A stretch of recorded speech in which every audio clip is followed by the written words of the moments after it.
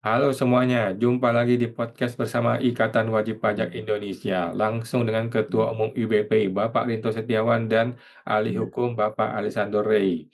Nah, kita langsung aja teman-teman ya. Kali ini Pak Rinto selaku Ketua Umum IBPI pengen menyampaikan surat terbuka IWPI ini, Ikatan Wajib Pajak Indonesia, kepada seluruh fiskus di seluruh Indonesia, dan juga keluarganya mungkin nih. Nah, bagaimana Pak Rinto? Silakan Pak. Ya, langsung aja Mas ya, saya bacakan sekali saya share.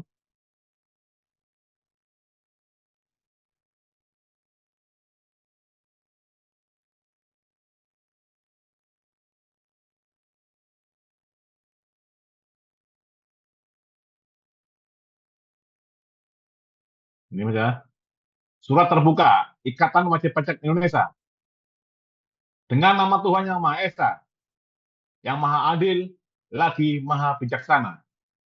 Kepada para pemangku kebijakan, jajaran pelaksana dan pemeriksa di Direktorat Jenderal Pajak serta Direktorat Jenderal Bea Cukai dan seluruh rakyat Indonesia yang di tengah rumitnya birokrasi dan tekanan ekonomi akan terus mendambakan keadilan dan iklim kehidupan yang lebih baik.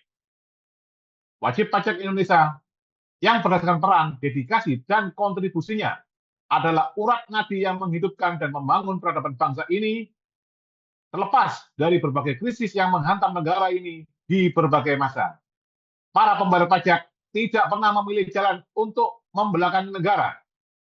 Bahkan ketika dihadapkan pada regulasi yang kerap tumpang tindih dan tekanan target penerimaan yang terus meningkat, kami tetap teguh menopang pembangunan Republik ini.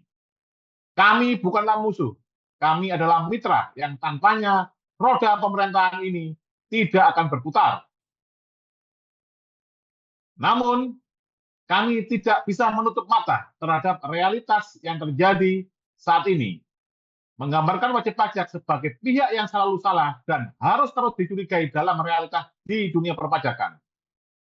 Persepsi semacam ini seringkali tampak seperti produk dari kepanikan institusional dalam mengejar target penerimaan yang berujung pada kebutuhan untuk mencari kesalahan guna membenarkan tekanan, denda, dan pemeriksaan yang berlebihan.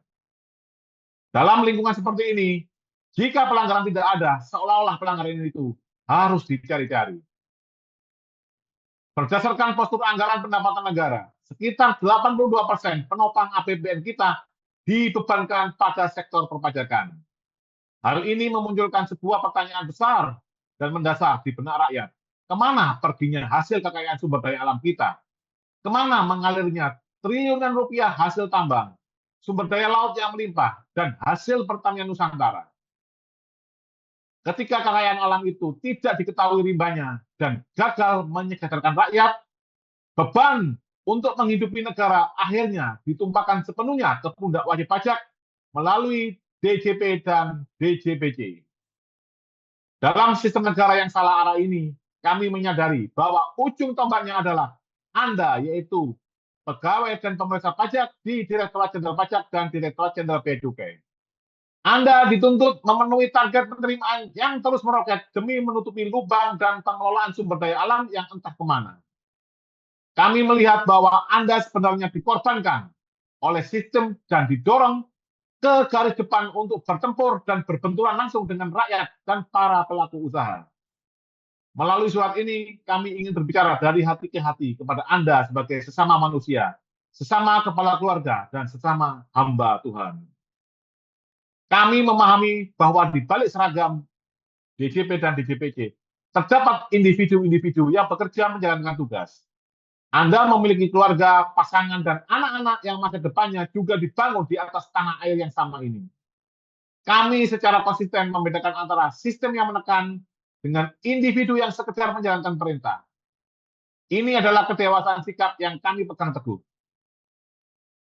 Tolong jangan biarkan sistem yang salah ini menjebak Anda untuk bertindak zalim. Ketika Anda menzalimi wajib pajak dengan mencari-cari kesalahan yang tidak ada, memeras keringat pelaku usaha yang sekarat, atau membengkokkan aturan demi memenuhi target institusi, maka ada harga mahal yang harus Anda bayar di ranah spiritual. Gaji, bonus, tunjangan yang Anda bawa pulang dari hasil menzalimi wajib pajak otomatis akan menjadi rezeki yang tidak berkah. Ingatlah bahwa dari rezeki itulah Anda memberi makan istri, menyekolahkan anak-anak, dan membangun masa depan darah daging Anda. Mengalirkan rezeki yang diliputi doa orang-orang terzalimi ke dalam kerongkongan keluarga hanya akan membawa implikasi buruk, yaitu kehancuran moral dan ketidaktenangan bagi anak istri Anda di masa depan. Hukum semesta dan keadilan Tuhan tidak akan pernah meleset. Selain itu, jika tekanannya tidak berdasar ini terus berlanjut, maka akan memicu perperangan dalam bentuk lain. Ini bukan perang fisik, melainkan runtuhnya kohesi sosial dan matinya roda ekonomi.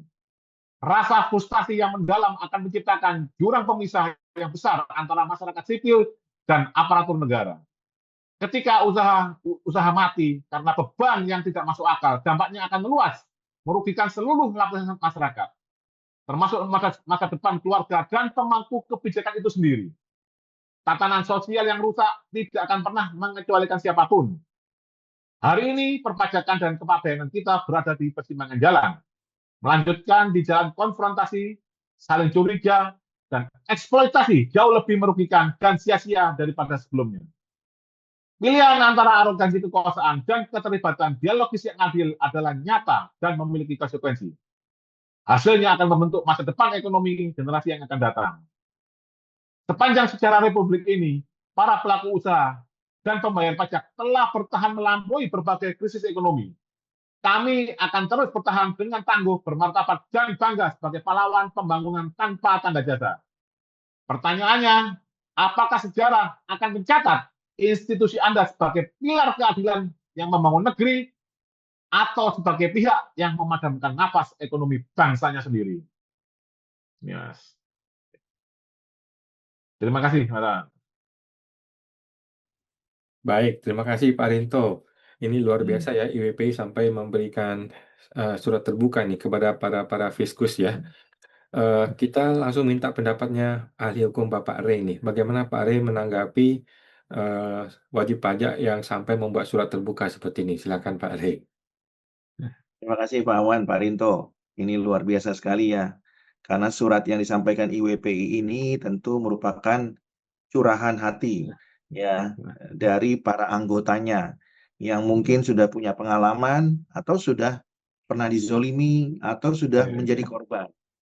Dan tentunya tidak berlebihan kalau IWPI menggagas atau menyuarakan hal ini karena memang tugas dari Ikatan Wajib Pajak Indonesia adalah memberikan perlindungan hukum kepada para anggotanya, yaitu wajib pajak. Yang saya mau cermati dari surat terbuka IWPI tadi itu adalah mengenai kedudukan daripada fiskus ya. Nah, tadi Pak Rinto menyampaikan bahwa di lapangan sudah sering terjadi ketika fiskus bekerja itu, mereka itu bekerja kadang-kadang bukan karena berdasarkan kemauannya. Meskipun ada juga yang bekerja karena kemauan dan atau kepentingan tertentu. Tapi tidak sedikit yang mana mereka bekerja itu karena perintah atasan, ya, hanya menjalankan tugas. Nah, yang menjadi pertanyaan Pak Awan dan Pak Rinto adalah sebenarnya ketika fiskus atau pemeriksa pajak atau peneliti pajak, katakanlah begitu ya, melakukan tugasnya dan kemudian mengetahui bahwa ada pelanggaran yang dilakukan oleh institusi, bahkan kemudian ada hak wajib pajak yang harus diberikan, tapi kemudian terbentur oleh karena target penerimaan negara. Yang menjadi pertanyaan adalah, yang mana yang harus dikedepankan, Pak Awan dan Pak Rinto? Apakah peraturan yang berlaku, ya, ataukah memang perintah atasan? Nah, ini kan yang harusnya kita sepakati bersama. Mungkin pemeriksa pajaknya ya atau peneliti pajaknya mungkin ya sebagian besar kan tidak pernah mengenyam pendidikan di Fakultas Hukum. Jadi mereka bekerja itu seolah-olah yang mau dikedepankan adalah perintah atasan. Nah, kita mengetahui bahwa di dalam Undang-Undang ASN itu memang ditegaskan di sana salah satunya ketika ASN bekerja itu bukan hanya tunduk kepada negara Republik Indonesia dan juga peraturan perundang-undangan yang berlaku, tapi juga mengikuti perintah atasan. Nah, yang menarik ini adalah kalau ada benturan antara perintah atasan dengan peraturan yang berlaku, mana yang harus dikedepankan? Kan itu pertanyaannya Pak Rinto dan Pak Betul, Awan. betul, Pak. Ya, kan fiskus itu kan menurut pemahaman saya, fiskus itu kurang memahami peraturan perundang-undangan yang berlaku. Jadi mereka lebih banyak tunduk kepada perintah atasan. Atasan maunya A, ya diikutin saja A. Karena kalau dibantah A jadi B, pemeriksanya atau fiskusnya juga nggak tahu bagaimana membantah supaya jadi B dan supaya B menjadi benar. Ya, nah, di dalam praktek atau tataran empirik, nah ini sering terjadi. Nah, kadang-kadang pemeriksanya mengatakan kepada wajib pajak, Pak, ya kan, saya juga setuju dengan Bapak atau Ibu, tapi karena perintah, ya saya harus Ya. melaksanakannya. Nah, ini kan jadi Iya, masalah iya. perintah ya dan Pawan. Hmm. Tuh, kita sangat sangat apa ya, kasihan kepada mereka yang seperti ini. Nah, ini terjadi kenapa? Karena pemahaman hukum mereka itu sangat minim, ya. Jadi mereka tahu bahwa atasan itu adalah segalanya. Ya. Apalagi mereka itu adalah pegawai di DJP yang kemudian sangat rentan dan sangat takut dimutasi, Pak Awan dan Pak Rinto. Ya. Jadi, Bapak Ibu rekan-rekan wajib pajak harus tahu bahwa pemeriksa pajak itu punya ketakutan yang sangat akut ketika dimutasi. Misalnya dimutasi ke KPP si bau-bau. Kan hampir nggak ada yang mau Pak Awan dan Pak Ya, ya. Rinto misalnya. Atau KPP-KPP lain mungkin yang sangat terpencil dan sangat sangat apa namanya jauh daripada hiruk pikuk Keluarga. kota Hmm. besar gitu ya. Nah, jadi mereka sangat takut sekali kalau dimutasi, ya. Nah, namun demikian perlu saya ingatkan bahwa konsekuensi menjadi PNS itu ya adalah siap dimutasi, ya. Jadi kalau nggak siap dimutasi, Pak Rinto dan Pak Wan ya jangan jadi PNS. Jadilah wajib pajak atau jadilah entrepreneur atau pengusaha. Nah, yang saya mau tekankan sekali lagi adalah kalau terjadi konflik antara perintah atasan dengan peraturan, mana yang harus dikedepankan? Kembali lagi saya harus tegaskan bahwa yang menjadi panglima itu adalah peraturan. Hukumnya harus jadi panglima. Nah, kalau begitu gimana supaya fiskus atau pemeriksa itu bisa berbeda pendapat dengan atasannya? Maka dia harus paham hukum. Dia harus menjelaskan, ya, Bapak, Ibu, Pak Kasih, Bu Kasih, Pak Kabit, Bu Kabit, Pak Kakap, Bu Kakap, Pak Kakanwil, Bu Kakanwil, Pak Direktur, Bu Direktur. Ya, menurut saya, ya, apa yang kita lakukan itu keliru, karena yang benar itu adalah ini. Menurut saya, wajib pajak itu sudah benar, karena dia menggunakan ini. Kalau Bapak sama Ibu ingin memaksakan, saya rela dimutasi. Tapi silakan Bapak kerjakan sendiri. Nah, kan seharusnya Ya, begitu. ya, ya. Jangan memaksakan saya untuk Ya. melakukan itu, karena normanya tidak mengatur demikian. Ya, apalagi pemeriksa pajak diperintah oleh kepala kantor. Wah, itu kan sangat jauh sekali gap kewenangannya begitu ya. Tapi yang saya mau katakan, kembali lagi kita bukan tinggal di negara kekuasaan. Kekuasaan itu menjadi nomor sekian dalam tataran negara hukum. Yang menjadi panglima adalah hukum itu sendiri. Nah, pertanyaannya, kenapa hukum itu nggak bisa dikedepankan? Karena SDM-nya minim pemahaman hukum atau literasi hukum. Makanya pernah saya sampaikan kepada Pak Rinto sebagai Ketua Umum IWPI, ya bagaimana pemberian beasiswa kepada Fiskus supaya kuliah di Fakultas Hukum, ya termasuk juga beasiswa kepada pejabat ya di lingkungan DJP ya sampai kepada eselon 2 bahkan eselon 1. Jadi kalau kita bicara negara hukum rule of law di mana Rechtsstaat atau hukum harus dikedepankan, maka perlu SDM, perlu kompetensi, perlu pemahaman mengenai hukum yang baik, perlu literasi hukum yang mumpuni. Nah, itu hanya bisa didapat kalau institusinya mengedukasi dan mensosialisasikan, ya. Karena contoh misalnya Pak Rinto dan Pak Awan, pemeriksa pajak lulusan STAN, ya tentu kan dia nggak pernah belajar hukum. Mau itu D3, D4 kan dia nggak belajar. Kalau dia belajar itu karena kebiasaan aja menggunakan undang-undang KUP. Karena kebiasaan aja menggunakan undang-undang PPSP. Kalau Iya, ditanya iya. filosofisnya, sosiologisnya, mungkin itu kurang terlalu paham. Mereka paham yuridisnya saja. Kenapa? Ya karena sering dijejalkan oleh pasal-pasal itu diulang-ulang.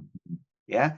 Nah, tapi yang saya mau katakan adalah sebagai pegawai ASN, sebagai pemeriksa, ya tentunya mereka boleh tunduk kepada atasan kalau atasan itu sesuai dengan ketentuan yang berlaku. Jadi ada syaratnya nih, ya rekan-rekan wajib pajak dan juga Pak Rinto dan Pak Awan. Boleh tunduk sepanjang ya atasannya itu sesuai dengan koridor hukum. Boleh nggak berbeda pendapat atau melawan? Boleh, karena hukum memperbolehkan itu. Ya, kenapa? Karena kembali lagi panglimanya adalah hukum. Nah, pertanyaan berikutnya, kalau pegawai ASN-nya atau PNS-nya itu tetap melaksanakan perintah atasan, ya, kemudian terjadilah konflik atau sengketa hukum, ya, kasus hukum. Yang bertanggung jawab siapa? Ternyata Pak Rinto dan Pak Awan atasannya juga belum tentu mau bertanggung jawab. Maka yang Iya, bertanggung iya, iya. jawab atau pegawai itu sendiri. Nah, ini harus dipahami oleh PNS atau ASN ya. Jadi perintah atasan ternyata tidak cukup untuk memberikan perlindungan bagi pegawai ASN itu sendiri. Oleh karena itu yang dapat memberikan perlindungan hukum secara total dan komprehensif ya adalah aturan itu sendiri, peraturan itu sendiri, bukan atasannya ya, bukan pejabat di atasnya. Nah, jadi ini yang harus dipahami oleh pemeriksa pajak, peneliti pajak atau fiskus ya. Jadi pahamilah hukum dengan baik ya. Jangan sekedar hanya melaksanakan perintah. Kalau melaksanakan perintah, maka nggak ada bedanya dengan kerbau yang dicucuk hidungnya. Ketika terjadi kasus, maka justru mereka sendirilah yang akan menanggungnya. Pimpinannya tidak akan menanggung itu. Atasannya tidak akan menanggung itu. Ya, dan kita sudah tahu banyak kasus mengenai itu. Dan dalam banyak tataran empirik, ya justru pemeriksa itulah yang kemudian dikorbankan. Peneliti pajak itulah yang kemudian dikorbankan. Ya, Iya. harus mengalami proses hukum. Ya, sementara atasannya yang memberikan tugas, ya, atau memberikan surat perintah, ternyata tidak bisa dimintakan pertanggungjawaban hukum. Bahkan faktanya Pak Awan dan Pak Rinto dalam banyak kasus, justru pejabat yang memberikan perintah itulah yang kemudian dipromosikan, ya, Iya, iya. menikmati kenaikan jabatan, ya. Jadi anak buahnya Hmm, PNS-nya itu berkasus di banyak dikorbankan. pengadilan atau di Nah, forum hukum di luar pengadilan, sementara dia dipromosikan. Mungkin dari eselon 3 naik ke eselon 2, dari eselon 2 naik ke eselon 1. Sementara pegawainya atau bawahannya tetap berperkara di banyak pengadilan ya, sampai bertahun-tahun. Dan tidak sedikit juga akhirnya mereka memutuskan untuk kemudian resign.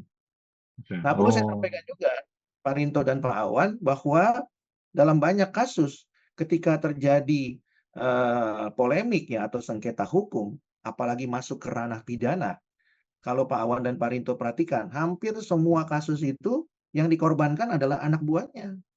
Ya, sangat susah sekali untuk kemudian mempidanakan eselon 3 atau eselon 2. Bisa ada kasusnya tertentu, tapi kan memerlukan upaya atau effort yang luar biasa. Artinya apa? Pasti yang menjadi korban terdahulu itu adalah anak buah, ya, pasti pelaksana, pasti pemeriksanya, fungsionalnya. Tapi pejabat strukturalnya itu hampir jarang yang tersentuh, ya.